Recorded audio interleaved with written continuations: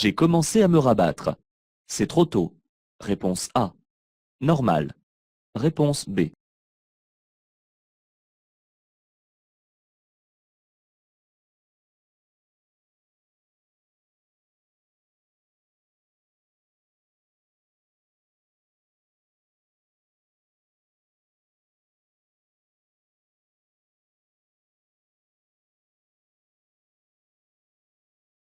Au regard du véhicule dans le rétroviseur, je ne l'accrocherai pas, mais il ne devait pas encore être bien visible lorsque j'ai commencé la manœuvre de rabattement.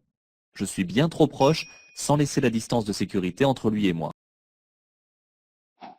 Je peux dépasser de 20 km/h la vitesse limite dans le cas d'un dépassement. Oui, réponse A. Non, réponse B.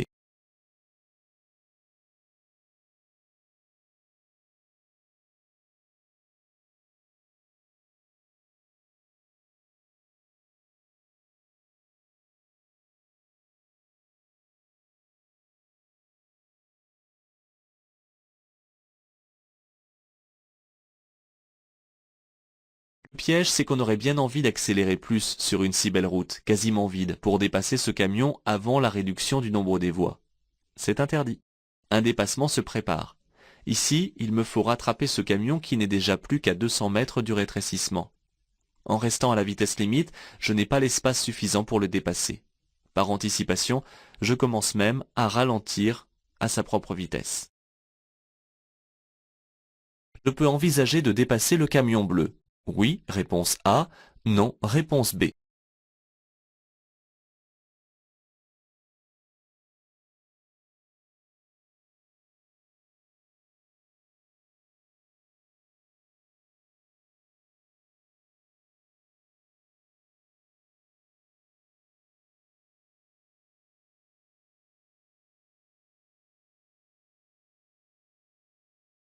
Parfois, les notions de vitesse et d'espace sont difficiles à maîtriser sur une image fixe. La situation présentée est alors choisie sans ambiguïté, comme ici. La signalisation temporaire invite à réduire ma vitesse avant la réduction du nombre des voies. Celle de droite est supprimée à 200 mètres. Le camion va donc passer sur celle de gauche. Il est impossible d'envisager de le dépasser pour l'instant. Dans cette côte, le camion à ma gauche ralentit. Je ralentis. Réponse A. Je passe par sa droite. Réponse B.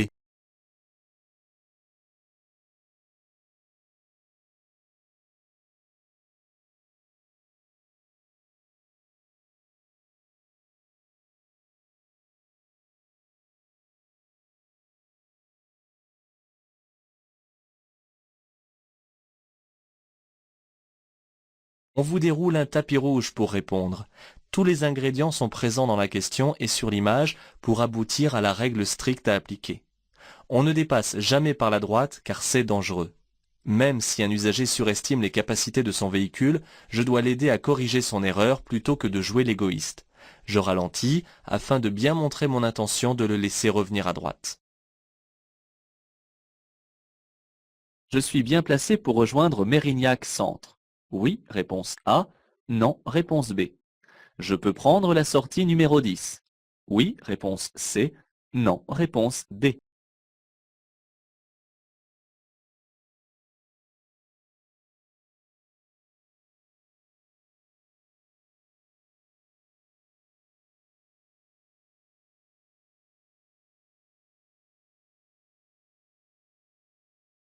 Placé où je circule dans la direction de Pessac Centre. Pour rejoindre Mérignac Centre, je dois emprunter la sortie numéro 10, qui se situe à 500 mètres. J'ai encore la possibilité de changer de voie pour l'emprunter, après avoir contrôlé mes rétroviseurs et l'angle mort à droite. Dans cette situation, je ralentis. Réponse A. Je passe. Réponse B. J'accélère. Réponse C.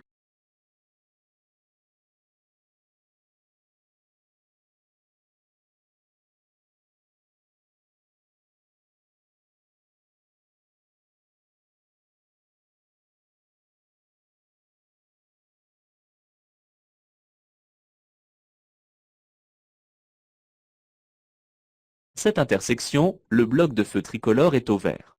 Si je ne sais pas depuis combien de temps ce feu est vert, Je me prépare toujours à un éventuel arrêt au feu orange, sans chercher à vouloir passer à tout prix. Dans cette situation, je ralentis et je passe.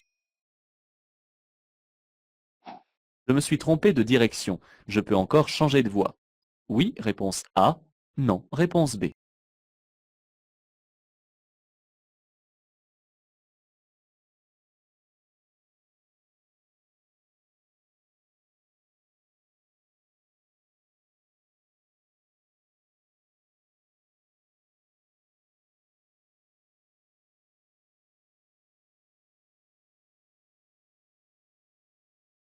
Le panneau de direction est une sortie imminente, ce qui veut dire que je ne peux plus changer de voie.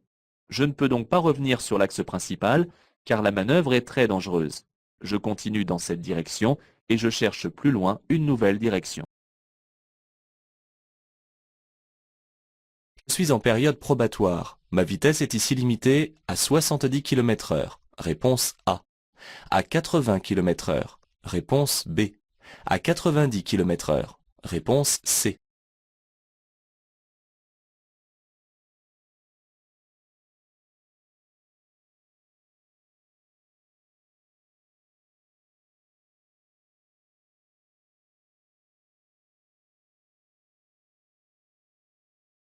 Il y a plusieurs pièges dans cette question. Je circule hors agglomération sur une route à double sens de circulation. La signalisation m'annonce qu'à 200 mètres, ma vitesse sera limitée à 70 km/h. Mais c'est seulement à 200 mètres. La vitesse est donc, pour l'instant, encore limitée à 90 km/h. Mais comme je suis en période probatoire, je ne dois pas circuler à plus de 80 km/h. Attention aux conditions météorologiques qui imposent une vitesse modérée. La vitesse est limitée pour les véhicules de tourisme et motocyclettes. Réponse A. Pour tous les usagers. Réponse B.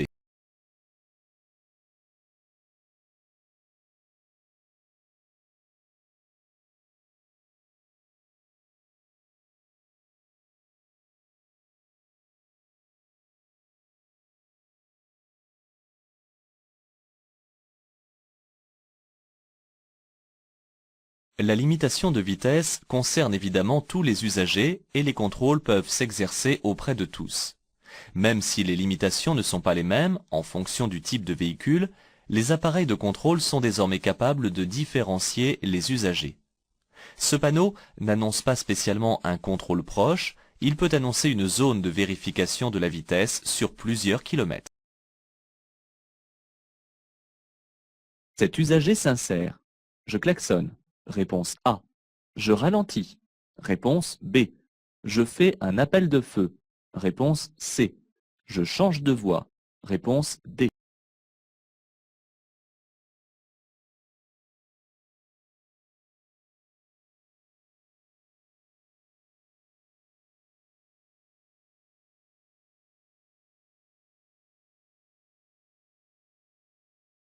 Je circule dans un environnement urbain où je dois modérer ma vitesse.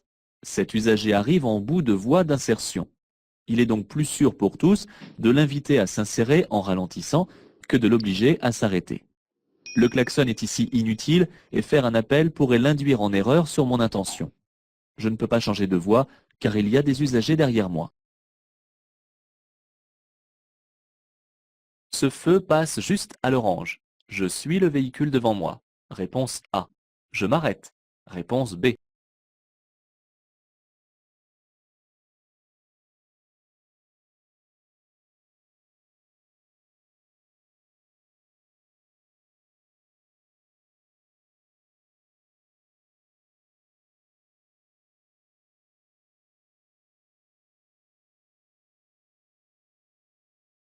Au feu orange, je suis dans l'obligation de m'arrêter. Ici, je surveille dans le rétroviseur les usagers qui me suivent et je dose mon freinage. Dans le cas où je franchirais cette intersection, je risque 4 points en moins sur mon permis de conduire. Pour stationner sur les emplacements de droite, je dois contrôler pour laisser passer les cyclistes. Réponse A. Les cyclistes doivent me céder le passage. Réponse B.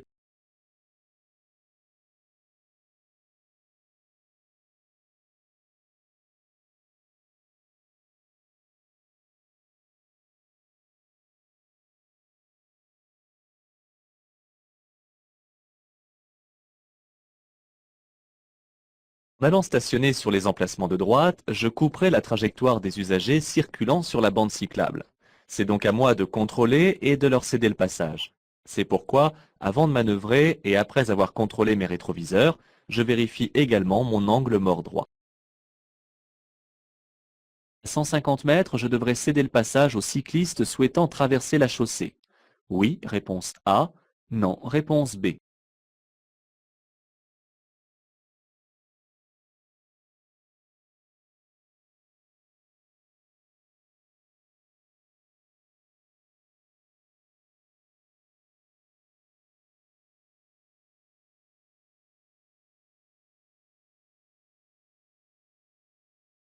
Ce panneau de danger annonce un débouché de cyclistes venant de droite ou de gauche. Cette signalisation est souvent implantée à proximité d'usines, d'établissements scolaires ou de pistes cyclables. Elle n'indique en rien une règle de priorité à appliquer, mais elle recommande de ralentir et de redoubler de vigilance. Ce poids lourd est à l'arrêt. Je lui fais signe de passer. Oui, réponse A. Non, réponse B.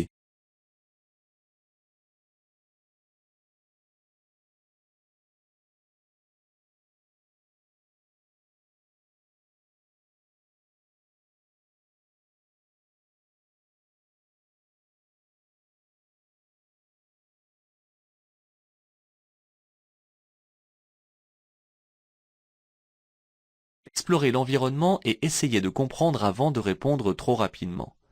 Le geste est courtois, mais cela ne fera pas pour autant passer ce poids lourd. Des feux tricolores gèrent l'intersection, et ils sont peut-être en décalé afin de fluidifier le trafic. Le poids lourd est donc certainement à l'arrêt au feu rouge. De ma voie de stockage, je contrôle une dernière fois et je passe pour tourner à gauche. Ce losange jaune et blanc peut se trouver sur une route départementale. Oui, réponse A. Non, réponse B. Sur une autoroute. Oui, réponse C. Non, réponse D.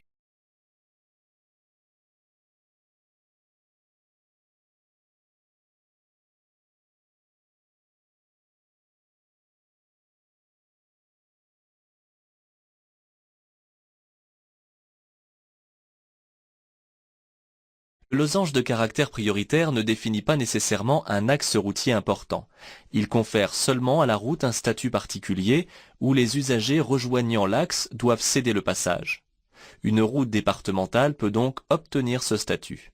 On trouve parfois ce losange et celui qui est barré lors d'une jonction de deux autoroutes. J'ai l'obligation de tourner à droite. Oui, réponse A. Non, réponse B.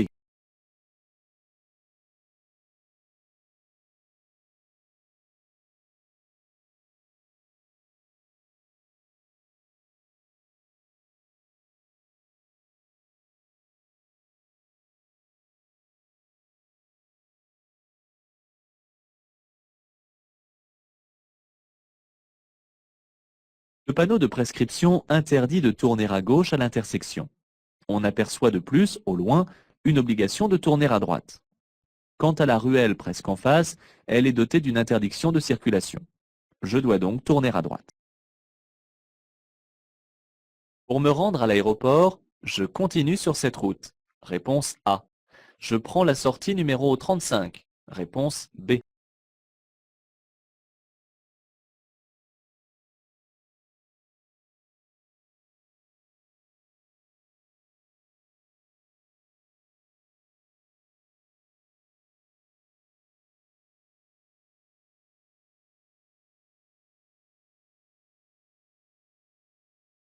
Ce panneau de signalisation avancée annonce la prochaine sortie. Elle porte le numéro 35 et il me reste encore 5 km à parcourir avant de l'atteindre. Elle me permettra effectivement de me rendre aux villes et endroits indiqués sur le panneau, dont l'aéroport. Pour aller en direction de Cahors, je circulerai sur un itinéraire de substitution. Oui, réponse A. Non, réponse B.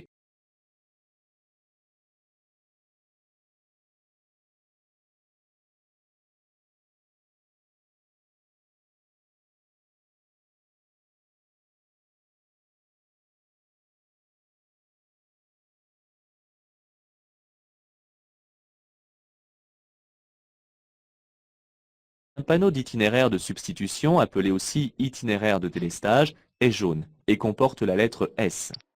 Pour aller en direction de Cahors, je circulerai sur un itinéraire important, car c'est un panneau sur fond vert. Les panneaux à fond blanc sont des itinéraires de proximité.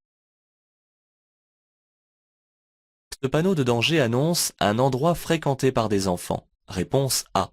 Un passage pour piétons. Réponse B.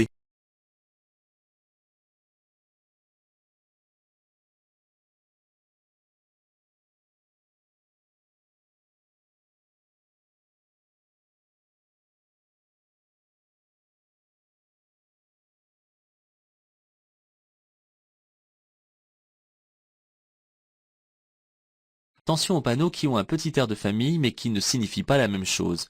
Ce panneau qui annonce un endroit fréquenté par des enfants ressemble un peu à celui annonçant un passage pour les piétons. À l'examen, cela compte. Je risque d'échauffer les freins. Oui, réponse A. Non, réponse B.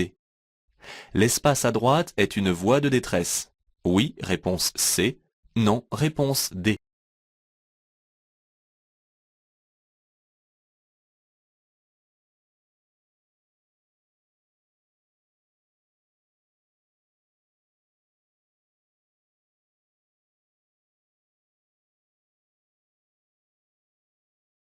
Ne croyez pas que l'échauffement des freins en descente ne concerne que les poids lourds. Avec mon véhicule, je peux me retrouver sans frein après en avoir trop usé dans la descente. Même sur 1500 mètres, cela peut m'arriver. Raison pour laquelle je retiens le véhicule avec le moteur sur un rapport de vitesse approprié. La voie de droite sert seulement pour utiliser la borne d'appel. Une voie de détresse est balisée pour y diriger le véhicule. Elle comporte un damier rouge et blanc. Dans cette rue, je pourrais stationner à droite. Oui, réponse A. Non, réponse B. Stationner à gauche. Oui, réponse C. Non, réponse D.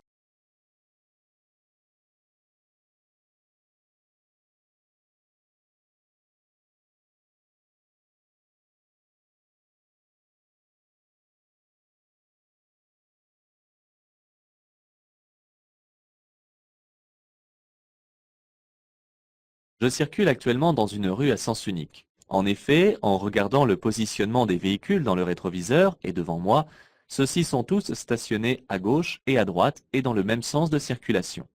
Dans cette rue, lorsque j'en aurai la possibilité, je pourrai donc stationner aussi bien du côté droit que du côté gauche.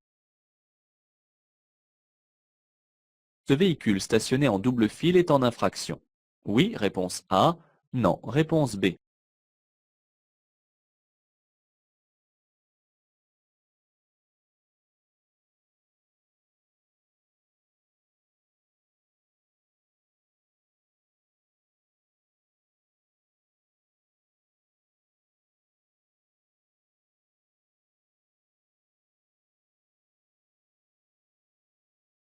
Le stationnement en double file est interdit. Le propriétaire de ce véhicule risque donc une amende de deuxième classe, ainsi que l'immobilisation et la mise en fourrière du véhicule.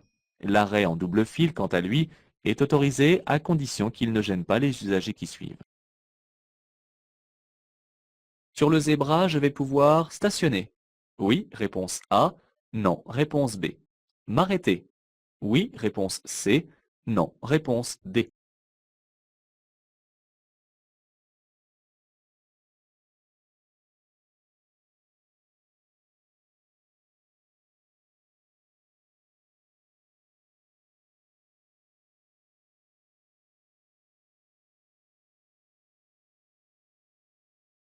Un zébra remplace un terre-plein. Or, on ne s'arrête pas et on ne stationne pas sur un terre-plein. Il en est donc de même sur un zébra. Je cherche une entrée de parking pour me garer sur un emplacement. Ce panneau interdit de s'arrêter en double file. Oui, réponse A. Non, réponse B.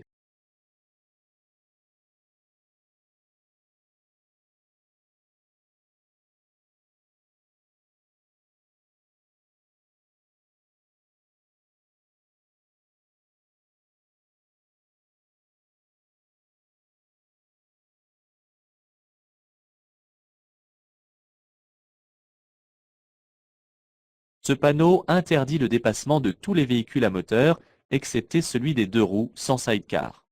Cependant, il m'est tout de même interdit de m'arrêter en double fil, car je gênerai les usagers derrière moi en les obligeant à franchir la ligne continue pour me dépasser. Je peux stationner à droite. Oui, réponse A. Non, réponse B. À gauche. Oui, réponse C. Non, réponse D.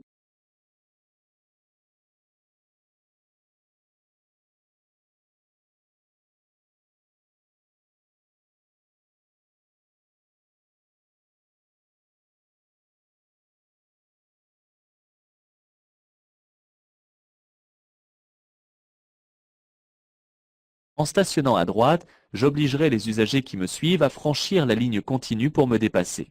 Je ne peux pas non plus stationner à gauche. En effet, il est interdit de franchir la ligne continue et de stationner à contresens. Je dois donc continuer et me garer lorsque la situation me le permettra. La ligne jaune continue, à droite, interdit l'arrêt. Oui, réponse A. Non, réponse B. Le stationnement, oui, réponse C. Non, réponse D.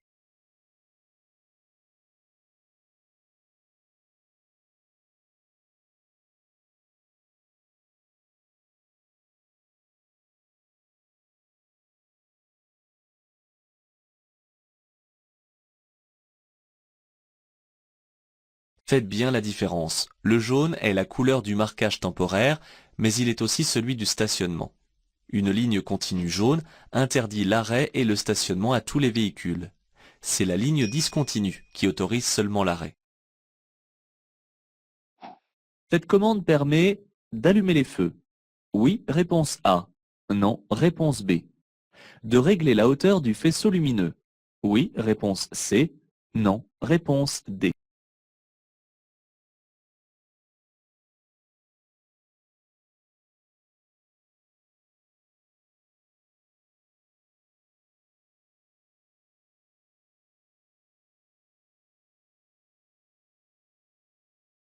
Cette commande permet uniquement de régler la hauteur des feux lorsque le véhicule est très chargé.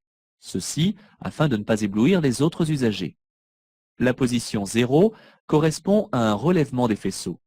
Il existe deux positions pour abaisser les faisceaux. Position 1 et 2 selon la charge.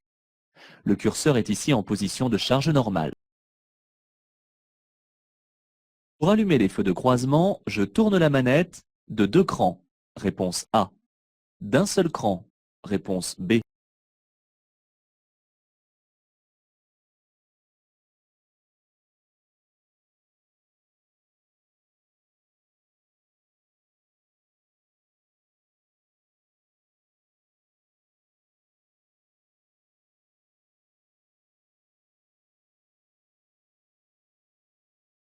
Cette manette est située à gauche du volant et sert aussi pour le clignotant. En tournant l'extrémité d'un cran, j'allume les feux de position. Le deuxième cran allume les feux de croisement. Ce disque A est mal placé. Oui, réponse A. Non, réponse B.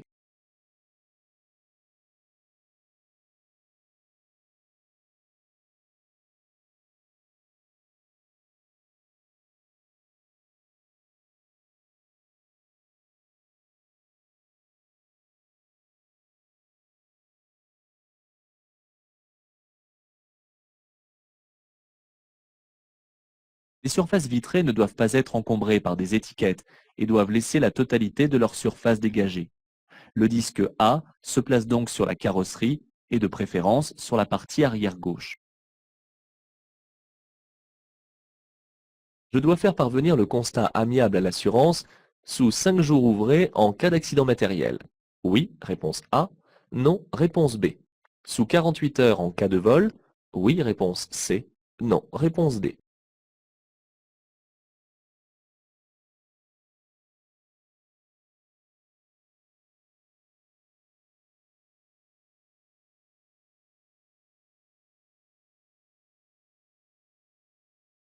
Le constat amiable n'est pas obligatoire mais très pratique en cas d'accident matériel.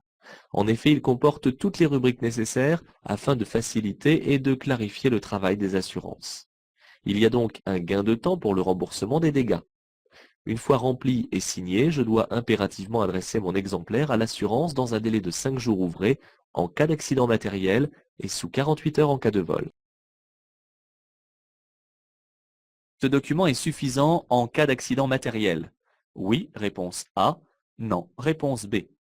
En cas d'accident corporel. Oui, réponse C. Non, réponse D.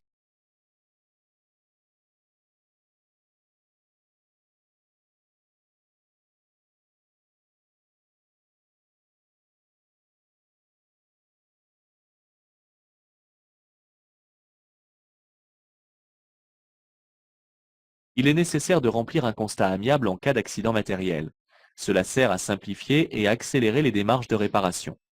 Cependant, en cas d'accident corporel, en sus des secours éventuels, il est obligatoire de prévenir la police ou la gendarmerie afin que soit établi un procès-verbal.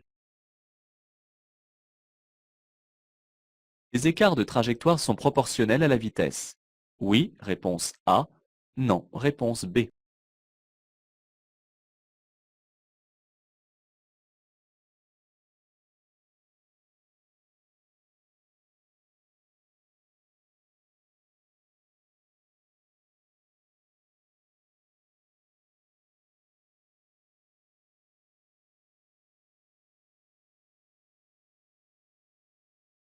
Ce panneau indique un risque de fort vent latéral sur 400 mètres.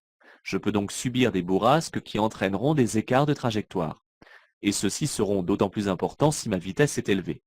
C'est donc pour cette raison que je dois ralentir et m'attendre à devoir corriger ma trajectoire. Les feux de détresse sont de couleur blanche, réponse A. Orange, réponse B. Rouge, réponse C.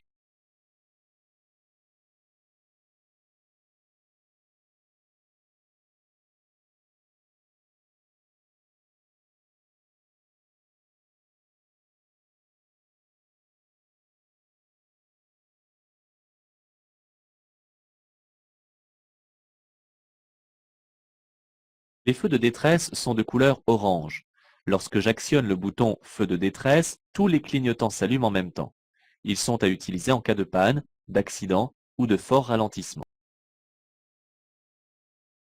Le soleil est éblouissant. Je ralentis ma vitesse de croisière. Oui, réponse A. Non, réponse B. Je mets des lunettes de soleil. Oui, réponse C. Non, réponse D.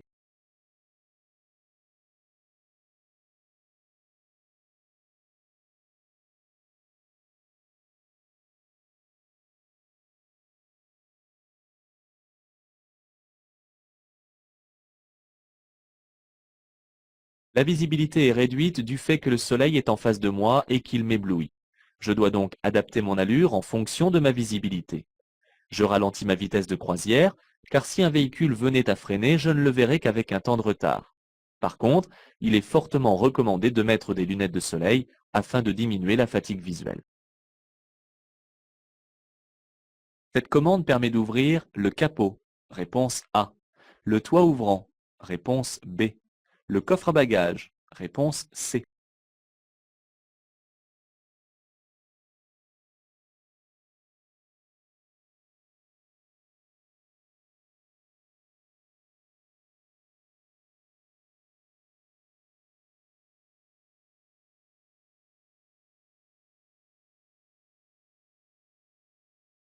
Cette commande permet d'ouvrir le coffre à bagages sans que le conducteur n'ait à sortir du véhicule si un passager souhaite ranger ses objets personnels par exemple. La commande permettant d'ouvrir le capot se situe en général près du levier de vitesse, du volant ou près du pédalier. Je peux circuler en agglomération avec les feux de brouillard avant. Oui, réponse A. Non, réponse B. Les feux de brouillard arrière. Oui, réponse C. Non, réponse D.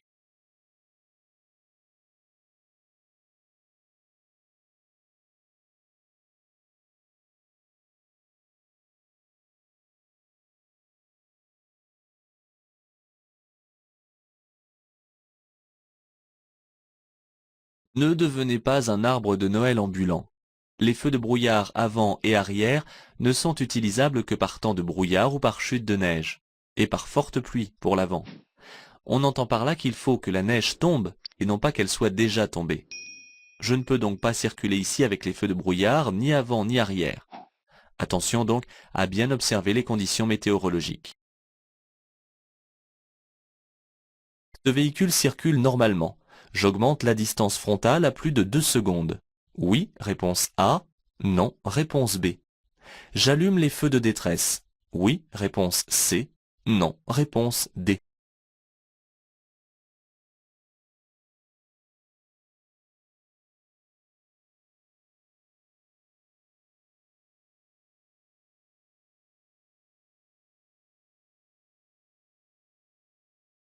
Le piège, c'est de penser qu'en circulant normalement, ce véhicule de service ne risque pas de s'arrêter. Les feux et le message lumineux doivent éveiller mon attention et m'imposer de me tenir loin de lui. Il est inutile d'allumer les feux de détresse car la signalétique lumineuse embarquée suffit. Le radar de contrôle des vitesses est placé bien après le panneau. Réponse A. Au niveau du panneau. Réponse B.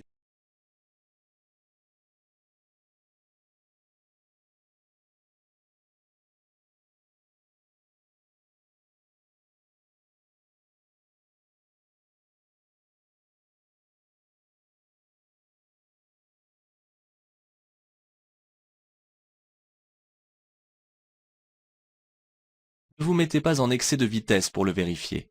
Ici, on vous prévient à l'avance, ce qui n'est pas le cas lorsqu'on vous contrôle à la jumelle.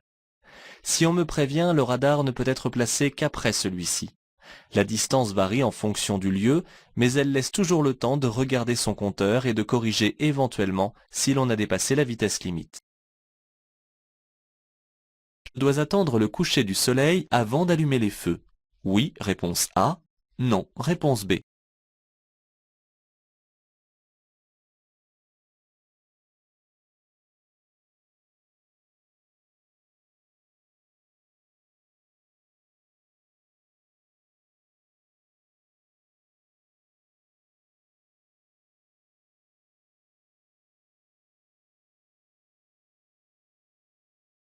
Ne croyez pas que les feux ne s'utilisent que par nuit noire. La réponse à cette question se trouve dans l'image. On voit ici le soleil encore haut à l'horizon, et pourtant la visibilité est mauvaise. Je n'attends donc pas pour allumer les feux de croisement. 50 km/h, je m'arrête au mieux en 5 mètres. Réponse A. En 10 mètres. Réponse B. En 20 mètres. Réponse C.